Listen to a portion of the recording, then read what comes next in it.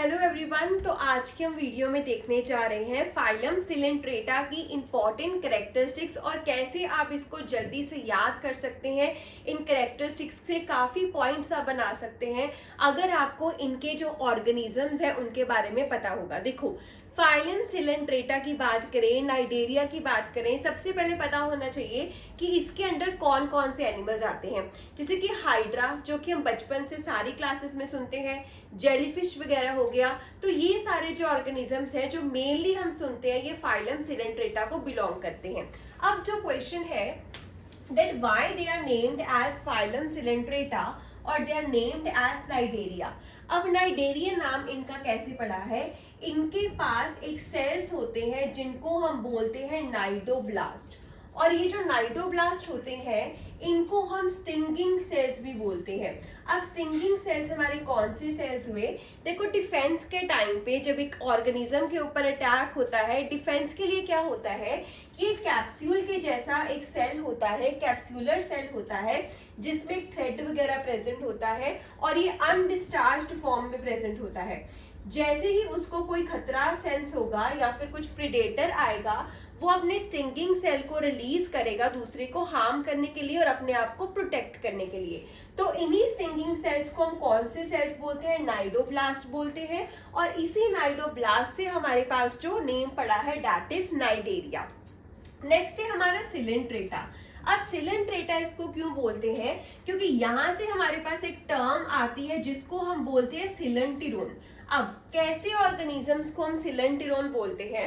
अगर आप हाइड्रा का बॉडी स्ट्रक्चर देखो तो उसका कुछ हमारे पास क्लोज्ड स्ट्रक्चर प्रेजेंट होता है, ठीक है। तो हाइड्रा का अगर आप बॉडी प्लान देखो, कुछ ऐसा हमारा बॉडी प्लान इसका है ना, कुछ ऐसा ही स्ट्रक्चर होता है। अब इसमें वो क्या बोल रहा है कि सिलेंट्रोन हमारे पास क्या होता है कि ऐसे ऑर्गेनिज्म जिसमें एक ही ओपनिंग होती है, मतलब वहां पे एनस प्रेजेंट नहीं होगा, सिर्फ माउथ वाला पार्ट प्रेजेंट होगा।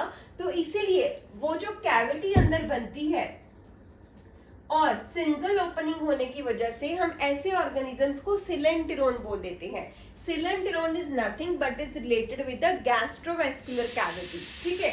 अब देखो, अब सबसे पहले हमारे पास आता है कि हैबिटेट क्या होगी और हैबिट क्या होगी। हैबिटेट की अगर हम बात करें तो ये जो एनिमल्स होते हैं दे आर एक्वेटिक। आप इनको एक्वेटिक बोल सकते हो या फिर आप इनको बोल सकते हो मरीन, ठीक है। तो हैबिटेट में हमारे पास आ जाता है they are aquatic as well as marine. अब हैबिट में हमारे पास आ जाता है कि ये सिसाइल होते हैं, ये मूव नहीं करते यूजुअली, और ये कॉलोनीज में नहीं रहते, सिंगल फॉर्म में यूजुअली प्रेजेंट होते हैं, ठीक है। नेक्स्ट हमारे पास आ जाता है सिमेट्री। सिमेट्री की बात करें तो जो सिलेंटिरेटा है, अब दो तरह की सिमेट्री होती है, एक हमारे पास रेडियल और एक हमारे पास बायलेटरल। अब इसको याद करने का तरीका देखो, क्या कहीं पे सिलेंटिरेटा या फिर नाइडेरिया में बी आ रहा है? नहीं। क्या आ रहा है? आर। तो इसका मतलब सिलेंट्रेटा के अंदर कौन सी सिमेट्री देखने को मिलेगी? रेडियल। और रेडियल सिमेट्री हमने ऑलरेडी किया हुआ है बेसिक कैरेक्टरिस्टिक्स के अंदर कि अगर आप सेंटर में से किसी भी प्लेन में कट करोगे तो उसका आपको सेम हाफ्स मिलेंगे, ठीक है। तो that is your radial symmetry. फिर आ जाता है हमारे पास बॉडी स्ट्रक्चर। अगर बॉडी स्ट्रक्चर की बात करें, मैंने अभी आपको बताया कि बॉडी स्ट्रक्चर में सिंगल ओपनिंग प्रेजेंट होती है और जो एनस होता है, एनस यहाँ पे एब्सेंट होता है, एनस यहाँ पे एब्सेंट होता है। फिर उसके बाद अगर हम लेयर्स की बात करें, दे आर डिप्लोब्लास्टिक। डिप्लोब्लास्टिक का मतलब क्या हुआ? डिप्लोब्लास्टिक का मतलब दो प्रॉपर लेयर्स होंगी, एक आपके पास एक्टोडर्म होगी, एक आपके पास एंडोडर्म होगी, और इन तीनों में एक जेलेटिनियस मैट्रिक्स होगी। उस जेलेटिनियस मैट्रिक्स को हम क्या बोल देते हैं? मीजोग्लिया, ठीक है। तो ये हमारा हो गया लेयर्स के अंदर। फिर हम आ जाते हैं सिलोम। ये हमारे होते हैं ए सिलोमेट, यहाँ पे कोई भी सिलोम या फिर कैविटी प्रेजेंट नहीं रहती। फिर आती है रिप्रोडक्शन। चलो पहले बात करते हैं टू बेसिक फॉर्म्स की। अब टू बेसिक फॉर्म्स का मतलब क्या हुआ? देखो, एक आपने इमेजिन करना है हाइड्रा और एक आपने इमेजिन करना है जेलीफिश को। देखो, तो अगर आप देखो तो जेलीफिश का स्ट्रक्चर हमारा कैसा होता है? जेलीफिश का स्ट्रक्चर हमारा कुछ ऐसा स्ट्रक्चर होता है, ठीक है। वहीं पे अगर हाइड्रा की बात करें, कुछ ऐसा हमारे पास एसिमेट्रिकल स्ट्रक्चर होता है। तो क्या है कि ये जो एनिमल्स है सिलेंट्रेटा के, ये दो फॉर्म्स में एग्जिट कर सकते हैं, या तो ये पॉलिप स्टेज में होते हैं या फिर ये मेड्यूसा फॉर्म में होते हैं। जो मेड्यूसा फॉर्म होती है, अगर वो ऐसी फॉर्म में है, इस फॉर्म को हम बोल देते हैं मेड्यूसा फॉर्म।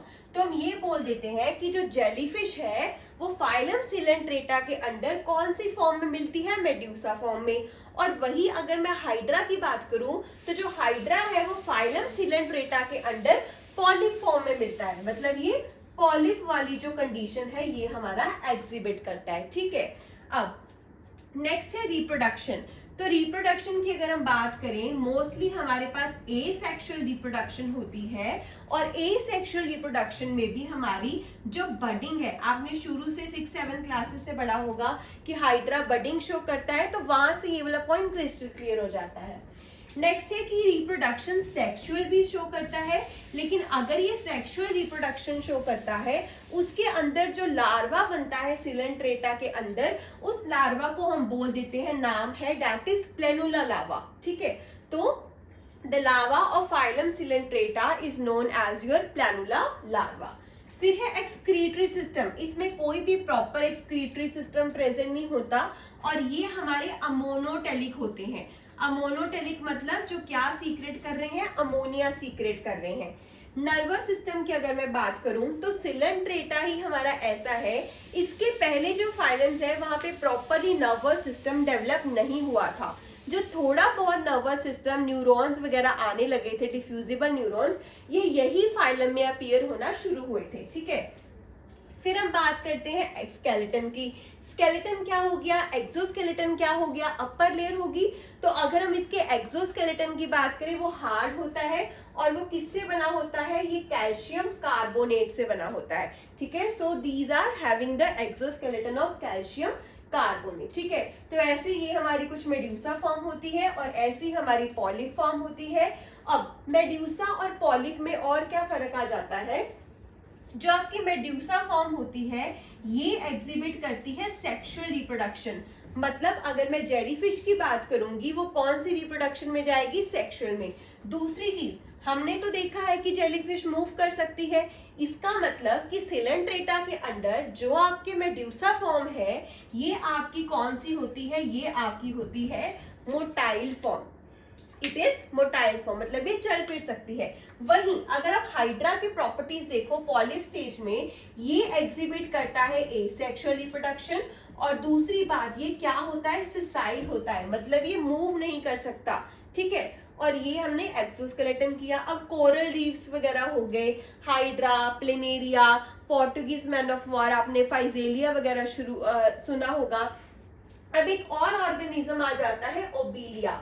ओबीलिया एक स्पेशल ऑर्गेनिज्म क्यों बनता है फाइलम सिलेंट्रेटा के अंदर, क्योंकि ओबीलिया एक ऐसा ऑर्गेनिज्म है जो मेड्यूसा और पॉलिप दोनों स्टेजेस में, दोनों लाइफ फॉर्म्स में आप इसको देख सकते हो। तो ओबीलिया हमारा थोड़ा सा इसलिए जो हमारा नोटिसिंग ऑर्गेनिज्म है वो बन जाता है। तो ये आपका फाइलम सिलेंट्रेटा था, उसकी बेसिक कैरेक्टरिस्टिक्स थी, सारी कैरेक्टरिस्टिक्स हमने इसमें कवर कर ली है। अब बेटर अंडरस्टैंडिंग के लिए first of all you should see the pictures of phylum Coelenterata. अब अगर आप एक पिक्चर देखोगे, फॉर एग्जाम्पल कि मैंने इस साइड पे पिक्चर लगा रखी है, अब इसमें हम क्या क्या चीजें देख सकते हैं, ठीक है, what things we can observe. पहली बात हमें पता लगता है कि ये कहाँ पे है, सी में है, ठीक है, मरीन है, वाटर में है। दूसरी चीज, अगर ये मूव नहीं कर पा रहा है मतलब ये सिसाइल है, ठीक है। और चीज आप क्या बेसिक उसकी सिमेट्री के बारे में देख पा रहे हो, आप उसकी कि वो पॉलिप स्टेज में है, मेड्यूसा स्टेज में है, ये चीज आप ऑब्जर्व कर पा रहे हो। फिर सिमेट्री के बारे में मैंने आपको ट्रिक बता दी, आपको कैसा पता लगेगा, लेयर्स आगे, सिलोम्स आगे, and everything will be crystal clear from the figure itself. So that was your phylum Coelenterata. For more videos on phylum, do subscribe the channel Biology Tutorials. Thank you everyone.